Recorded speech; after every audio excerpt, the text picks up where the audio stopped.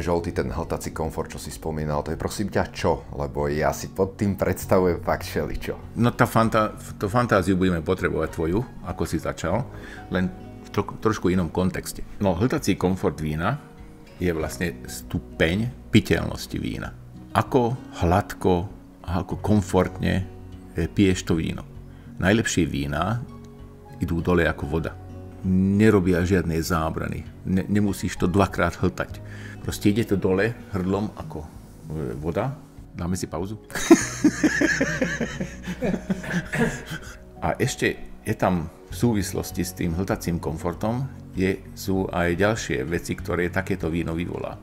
Čiže neukazuje sa v ústach, ale vyvoláva v tebe, vďaka tvojej fantázii, nejaké emócie, nejaké spomienky z detstva, nejakú minulosť, nejakú vôňu, nejakú chuť. A potom, keď to ide pekne do žalúdka, tak zase tvoj mikrobióm reaguje na to, že či to víno živé je kompatibilné s tvojim telom.